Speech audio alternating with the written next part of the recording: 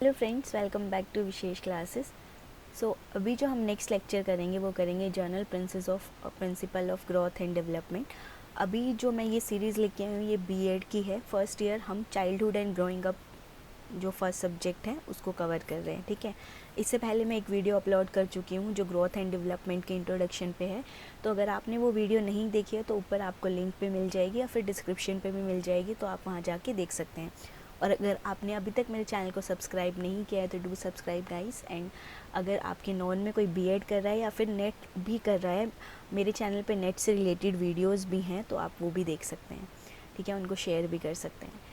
Okay, तो हम शुरू करते हैं। बेसिकली बीएड में मतलब आपको पहले ही यहाँ मैं लक्ष्मी पब्लिकेशन से करा रही हूँ। ये जितने भी नोट्स हैं ये सब लक्ष्मी पब्लिकेशंस के ही हैं। अगर आपको चाहिए तो मैं इसको ड्राइव पे लिंक पे डाल दूँगी, अगर किसी के पास नहीं है तो ये कर सकता है। देखो हम जितना इस चीज़ को समझेंगे अपनी लैंग्वेज में लिख के आएंगे उतना ही आप अच्छे से कवर कर पाएंगे इस चीज़ को, ठीक है। तो हम यहाँ पे देखेंगे कि क्यों आपको ये principle of growth and development जानना ज़रूरी है, क्योंकि as a teacher as a parent आप अपने बच्चों को समझ पाएंगे, उनकी ग्रोथ और डेवलपमेंट को देख पाएंगे और किन प्रिंसिपल के बेस पे देखेंगे। तो ये बहुत ज़रूरी है आप लोगों को समझना। तो शुरू करते हैं। फर्स्ट आता है कि principal of growth and development है क्या। देखो, हमेशा जो प्रोसेस है ग्रोथ और डेवलपमेंट की वो साथ ही चलेगी, ठीक है। बस फ़र्क इतना है कि ग्रोथ एक टाइम पे आके रुक जाती है, एडल्टहुड पे हम बोल सकते हैं, पर जो डेवलपमेंट है वो साथ साथ चलती रहेगी, डैट इज़ नॉन स्टॉप, ठीक है। इसलिए जो साइकोलॉजिस्ट हैं उन्होंने बहुत सारी थ्योरीज दी हैं जिसमें से कुछ ये है। फर्स्ट आती है हमारी प्रिंसिपल ऑफ कॉन्टीन्यूटी। देखो, कॉन्टीन्यू से ही हमें समझ में आ रहा है। कॉन्टीन्यू का क्या मतलब है कि एक लाइफ लॉन्ग प्रोसेस है जो नॉन स्टॉप चलती है, ठीक है। प्रोसेस हमारी किससे शुरू होती है, कंसेप्शन से, और थ्रू आउट द लाइफ चलती है।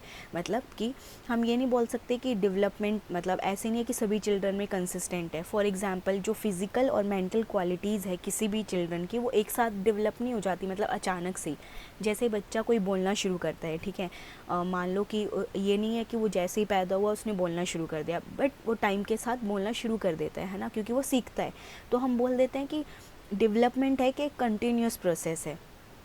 मतलब जैसे जैसे ह्यूमन ग्रोथ करता है और डेवलपमेंट की तरफ जाता है तो वो नई नई चीज़ें सीखता रहता है और कॉन्टीन्यूसली ही चलती रहती है। मतलब ऐसे नहीं है कि वो एक टाइम पे आके रुक जाएगी। तो यहाँ पे ये ज़्यादा क्लियर करना ज़रूरी है कि जो प्रोसेस ऑफ डेवलपमेंट है वो हमेशा मतलब ऐसे कंसिस्टेंट नहीं रहती। मतलब देखो, डेवलपमेंट होगी पर एक टाइम पे मतलब अप डाउन चलते रहेंगे उसमें, ठीक है। मतलब इस ये प्रिंसिपल क्लेरिफाई करता है कि कोई भी चेंज एकदम से नहीं हो जाएगा। मतलब ऐसे नहीं है कि आपने बच्चे को कल साइकिल सिखाना शुरू की तो एकदम से डेवलप कर जाएगा कि हाँ मैं तो अगले दिन ही बहुत अच्छे से साइकिल, उसको थोड़ा टाइम लगेगा, ठीक है। बट होगा, कुछ में जल्दी होगा कुछ में लेट होगा, बट चेंजेस जो आज दिख रहे हैं वो थोड़े टाइम पहले होना शुरू हो जाएंगे, एकदम से आपको नहीं दिखेंगे। जब जैसे बच्चा बोलना शुरू करता है, ठीक है, पहले वो गलत वर्ड बोलता है, फिर वो धीरे धीरे सीखता है कि इसका रियल मीनिंग क्या था। तो ऐसे डेवलपमेंट टाइम के साथ चलती रहेगी। तो मतलब ये कॉन्टीन्यूस ही प्रोसेस है, ऐसा नहीं है कि एक टाइम पे आके रुक जाएगी,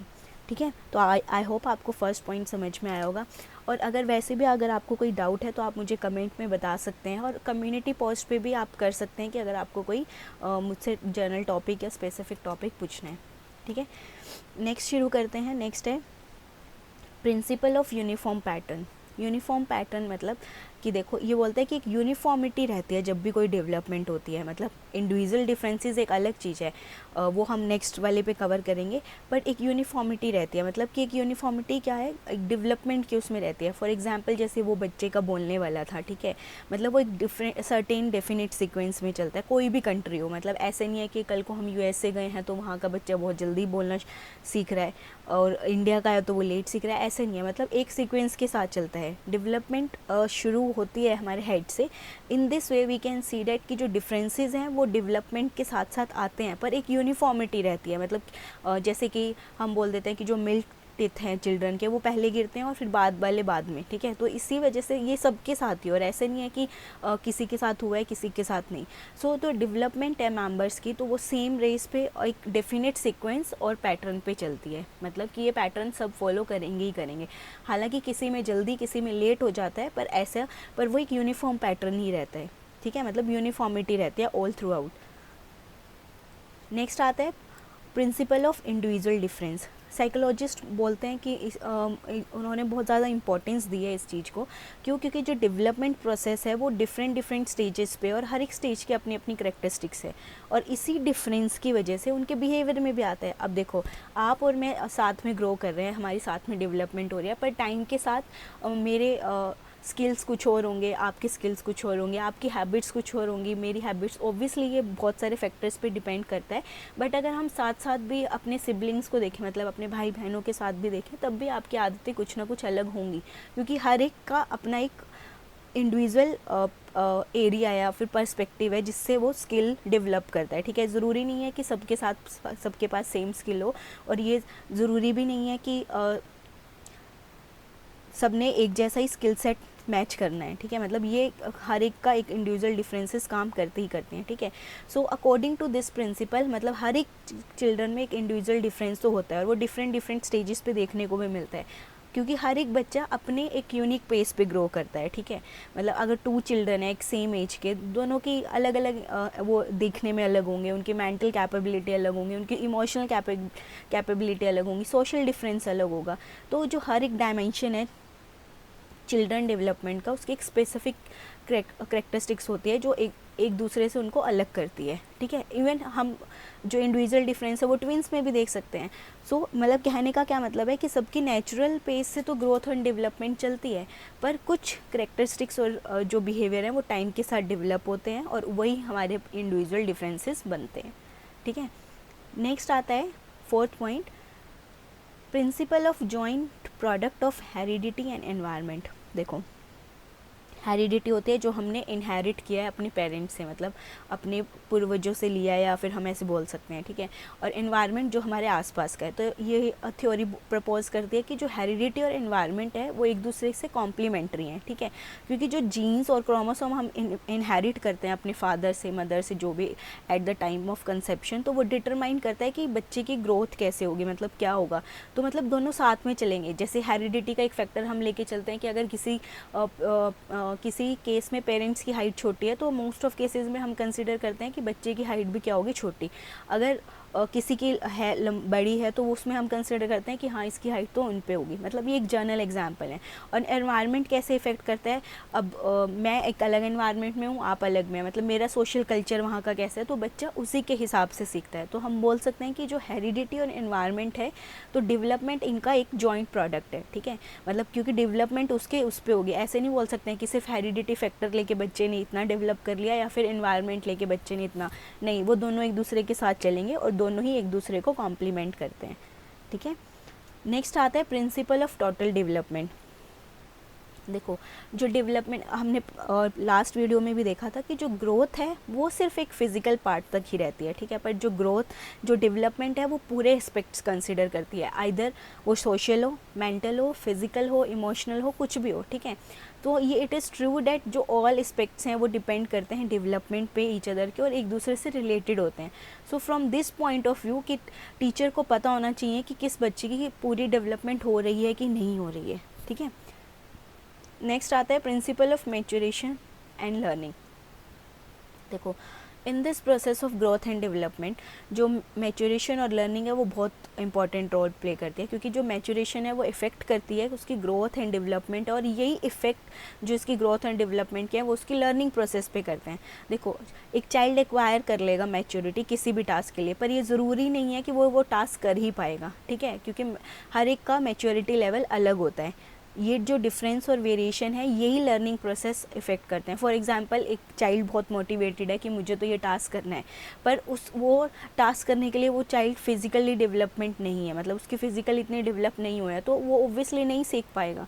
और हमें वैसे भी उस बच्चे से वो एक्सपेक्ट भी नहीं करना चाहिए। सपोज़ कि एक बच्चा है ऐसा जो नहीं दौड़ सकता, मतलब उससे नहीं इतना ज़्यादा दौड़ा जाता, पर वो चाहता है कि दौड़, हम उसको कोशिश कर सकते हैं धीरे धीरे, पर एकदम से ये नहीं करेंगे कि नहीं करो करो।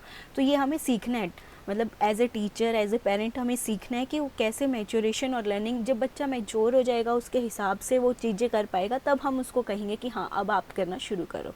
ठीक है, नेक्स्ट आता है प्रिंसिपल ऑफ डेवलपमेंट डायरेक्शन। इन्होंने बोला है कि जो डेवलपमेंट है किसी भी चाइल्ड की वो एक ऑर्डर पैटर्न फॉलो करती है, और पैटर्न इसने 2 तरह के बोले हैं, एक सेफेलोकैडियल सीक्वेंस और एक प्रॉक्सिमो डिस्टल सीक्वेंस। सिफेलो कैडुअल मतलब बोलते हैं कि पहले बच्चे का क्या होता है, हेड डेवलप होता है, मतलब सिर डेवलप होता है, फिर उसके बाद बाकी नीचे का सिरा, ठीक है, followed by the trunk. So last of all develop मतलब सबसे बाद में बच्चे की लेग्स डेवलप होती हैं। सो इन सिंपल वर्ड्स हम बोल सकते हैं कि बॉडी पार्ट्स बाद में होते हैं और हेड पहले डेवलप होता है। नेक्स्ट आता है प्रोमिक्सो में बोलते हैं कि रीढ़ की हड्डी की तरफ, मतलब कि जो प्रोसीड करता है वो सेंट्रल टू पेरिफेरल एरियाज करता है। मतलब पहले क्या होती हैं, फंडामेंटल मसल डेवलप होती हैं, फिर एडजॉइनिंग पार्ट्स जैसे हार्ट, चेस्ट, मतलब उससे जुड़े जो भी, मतलब पहले रीढ़ की हड्डी डेवलप होगी, फिर जो उससे रिलेटेड जो भी एडजॉइनिंग पार्ट होंगे, हार्ट, चेस्ट, वो डेवलप होंगे, ठीक है। और फिर वही जैसे इन सेम सीक्वेंस में हमारा चलता रहेगा, मतलब एक ऐसे ही ऑर्डर ये फॉलो करते हैं। नेक्स्ट आता है principle of variation in rate of growth and development. अब देखो ये बहुत सारी स्टडी से क्लियर हो गया है कि जो ग्रोथ और डेवलपमेंट है वो प्रोसीड करती है रैपिडली इन अर्ली ईयर्स। अभी हम डिफरेंट स्टेजेस पढ़ेंगे, ठीक है, मतलब कि बच्चे की डिफरेंट स्टेजेस क्या हैं, तो उसमें और भी क्लियर होंगे, पर अभी के लिए क्लियर कर लेते हैं कि जो स्टार्टिंग के ईयर्स हैं उसमें ग्रोथ ज़्यादा होती है, पर डेवलपमेंट तो देखो हर एक एज में चलती रहती है, मतलब यूनिफॉर्म नहीं होती, किसी एज में ज़्यादा भी हो सकती है, किसी एज में कम भी हो सकती है, पर जो फिज़िकल ग्रोथ है वो इनिशियल में ज़्यादा होती है, लास्ट में आके स्लो हो जाती है और एक टाइम के बाद तो रुकी जाती है, ठीक है। नेक्स्ट आता है principle of predictability of development. मतलब इतनी स्टडीज से ये प्रूव हो चुका है कि हम डेवलपमेंट को प्रेडिक्ट कर सकते हैं, मतलब भविष्यवाणी कर सकते हैं उस चीज़ को लेके। फॉर एग्जांपल अब किसी ने देखा, मतलब आपने देखा कि आपके बच्चे का आर्ट में इंटरेस्ट है, तो आप ये कर सकते हो कि हाँ ये एक आर्टिस्ट बन सकता है, या फिर उसका म्यूज़िक में इंटरेस्ट है तो आप ये कर सकते हो कि वो सिंगर बन सकता है, या फिर अगर पढ़ने में इंटरेस्ट है तो आप ये कर सकते हो कि वो कल को कोई सिविल सर्विसेज में जा सकता है या एग्ज़ाम क्लियर कर सकता है। तो मतलब आप वो प्रेडिक्ट कर सकते हो बच्चे की इंटेलिजेंस देख के, पर्सनैलिटी देख के, इंटरेस्ट और कैपेबिलिटीज़ देख के, ठीक है। नेक्स्ट आता है principle of development from general to specific. मतलब ये प्रिंसिपल क्या कहता है कि चाइल्ड इनिशियली लर्न करता है जर्नल बिहेवियर, फिर वो जर्नल से किसी स्पेसिफिक पे आ जाता है। For example first of all जो बच्चा है वो किसी ऑब्जेक्ट को पकड़ने की कोशिश करता है, फिर वो अपने रैंडमली हैंड यूज़ करता है वो वैसा करने से, पर ग्रेजुअली जब वो जर्नल से स्पेसिफिक में आ जाता है तो वो जैसे ही वो मूव होती है ऑब्जेक्ट उसकी तरफ, वो उसको पकड़ना ही चाहता है। मतलब सिमिलर मतलब जैसे कि शुरू में बच्चा कोई जर्नल वर्ड सीखता है, जैसे कि अगर वो किसी भी पक्षी को देखेगा तो वो सबको कहेगा कि ये चिड़िया है, पर टाइम के साथ वो समझ जाता है कि नहीं ये चिड़िया है, ये अलग है, मतलब जो भी हैं अलग चीज़ें हैं, ठीक है। सो मतलब वो धीरे धीरे लर्न करना शुरू करता है, एक जर्नल से स्पेसिफिक चीज़ों पे आता है। तो हम बोल सकते हैं कि जब शुरू में बच्चा बोलना शुरू करता है तो वो सबसे पहले मीनिंगलेस साउंड करता है ना, कि कुछ भी बोलता है बच्चा, लेकिन टाइम के साथ वो अपनी लैंग्वेज को भी सुधारता है क्योंकि उसको वो स्पेसिफिक वर्ड बोलना शुरू हो जाता है, ठीक है। Next principle of integration.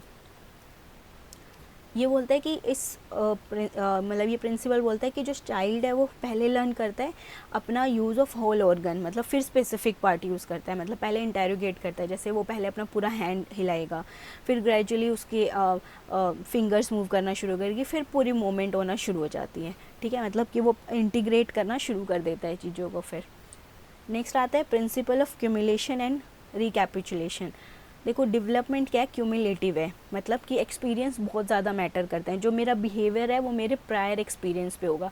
जैसे कि मैंने देख लिया था कि अगर ये ऑब्जेक्ट मेरी तरफ आ रही है तो मुझे इसको होल्ड करना है, तो वो उसका एक्सपीरियंस हो गया, मतलब उसने देख लिया। और कभी भी एक्सपीरियंस अपनी वैलिडिटी कभी लूज़ नहीं कर सकती। क्यों? क्योंकि वो आपने एक्सपीरियंस किया है, आप समझ सकते हो उस चीज़ को, तो वो मैनिफेस्ट कर लेते हैं कि फ्यूचर में भी ऐसे ही होगा। हम सभी करते हैं, ये तो सभी के साथ है कि अगर हमें एक्सपीरियंस हो गया किसी चीज़ का तो हम बोल देते हैं कि हाँ मुझे तो एक्सपीरियंस है और ये आगे भी ऐसे ही होने वाला है। नेक्स्ट आता है principle to think from concrete to abstract. मतलब ये प्रिंसिपल क्या कहता है कि चाइल्ड अंडरस्टैंड करने की कोशिश करता है कि उसका कॉज और इफेक्ट क्या है, ठीक है। मतलब वो ऑब्जेक्ट को कॉन्क्रीट से एब्स्ट्रैक्ट की तरफ लेके जाता है। नेक्स्ट आता है principle of outer control to inner control. मतलब जो स्मॉल चिल्ड्रन है वो डिपेंड करते हैं बहुत सारे प्रिंसिपल और वैल्यूज़ पे। जैसे जैसे वो ग्रो करते हैं उनका अपना ही वैल्यू सिस्टम हो जाता है, अपनी सेल्फ कॉन्शियस हो जाते हैं और वो उसी पे ही काम करते हैं, ठीक है। नेक्स्ट आता है प्रिंसिपल ऑफ कोरिलेशन। वो बोलते हैं कि जो डेवलपमेंट की वेरियस डायमेंशन है वो डिपेंड करती है बहुत सारी चीज़ों पे। मतलब चाइल्ड जो फिज़िकली हैंडीकैप है वो सोशली हैंडीकैप भी हो सकता है, ठीक है। अगर किसी कोई इंटेलेक्चुअल डेवलपमेंट उसकी एवरेज है तो उसकी सोशल डेवलपमेंट भी क्या हो सकती है, अबव एवरेज हो सकती है। तो इस तरीके से हम बोल सकते हैं जो प्रिंसिपल ऑफ कोरिलेशन है वो बहुत ज़्यादा होती है, मतलब होल्ड करती है डेवलपमेंट ऑफ चाइल्ड में, ठीक है। मतलब आसपास की चीज़ें और कोरिलेटिंग सोशल इंटेलेक्चुअल सब। नेक्स्ट आता है rate of growth and development in male and female. जो रेट ऑफ ग्रोथ है वो डेवलपमेंट अलग अलग होती है। गर्ल्स जल्दी एडोलसेंस उस एज में चली जाती हैं, तो हम ये जो और मेल शायद बाद में जाते हैं। तो ये कुछ बेसिक प्रिंसिपल और नॉलेज थे जो हम बोल देते हैं कि जो टीचर के लिए बहुत ज़रूरी है समझना, ठीक है। तो आई होप आपको ये समझ में आए होंगे। और देखो, ये समझना भी इसलिए ज़रूरी है क्योंकि इन्हीं बेस पे आप डिसाइड कर सकते हो कि एक बच्चे को आपकी कितनी ज़रूरत है, हमें उसकी डेवलपमेंट में कैसे हेल्प करनी है। तो आई होप आपको ये टॉपिक समझ में आया होगा। अगर कुछ नहीं आया तो आप मुझे कमेंट बॉक्स में बता सकते हैं, और अगर आपको ये वीडियो अच्छा लगा तो आप अपने फ्रेंड्स फैमिली के साथ शेयर कर सकते हैं। थैंक यू, मिलते हैं नेक्स्ट वीडियो में। और अगर आपने अभी तक मेरे चैनल को सब्सक्राइब नहीं किया है तो do subscribe my channel. Thank you.